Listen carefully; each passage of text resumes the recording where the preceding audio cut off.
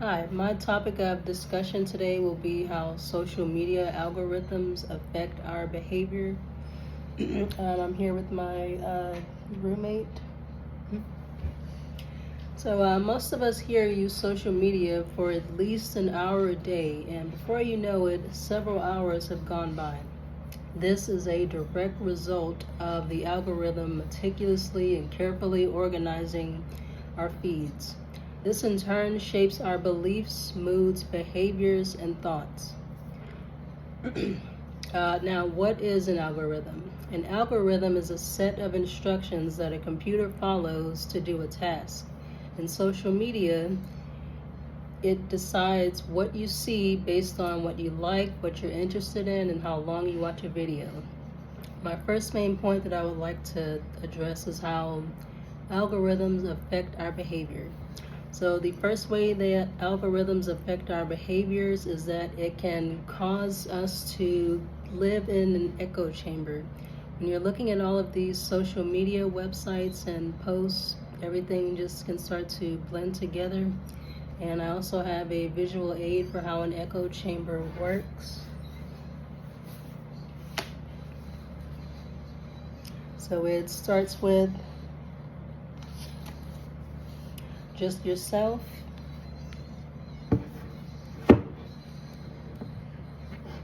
It starts with yourself and the posts that you make, and over time that can shape your views and that can cause you to have a biased outlook on the world itself.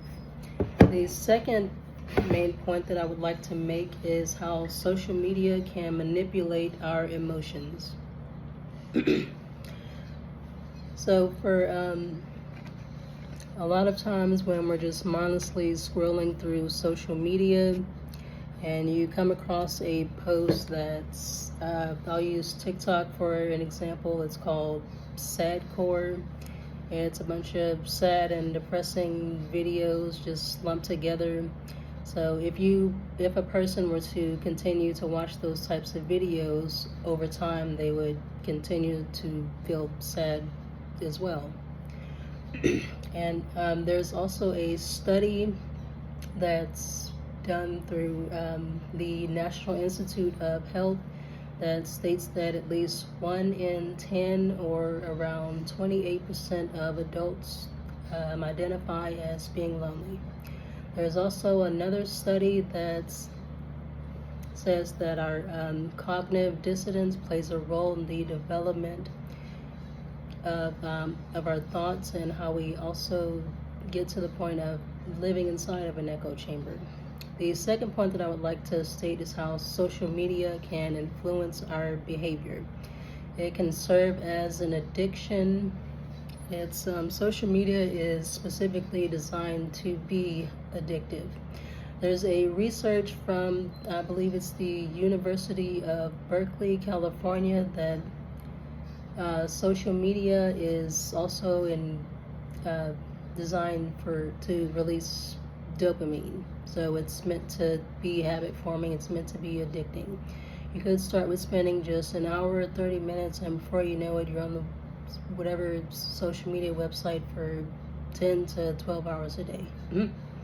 The third point, it's also a need for validation. That is another way how social media can influence our behavior.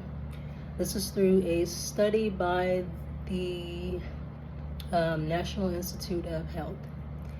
The need for validation is very prevalent on social media. However many likes you click, how many people see your posts, and things of that nature.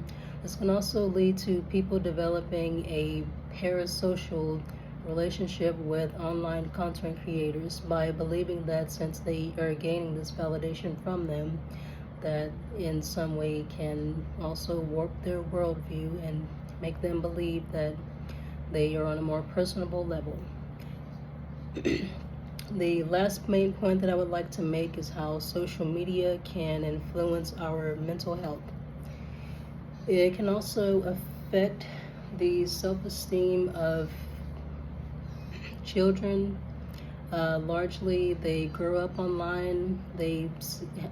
Children usually struggle with a lot of body issues, And social media, it's gone from magazines to social media, and there's an article, I believe, by Vanity Fair that clearly states that social media is just making people develop more, I guess, self-confidence issues. There's also the issue of cyberbullying when it comes to social media, and there's a study by, I believe it's Reuters magazine, that states that children from the age of 13 to 17 have about 46% have experienced some form of cyberbullying.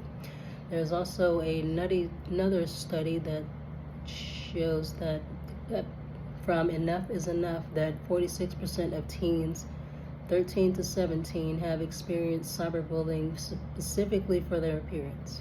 Thank you.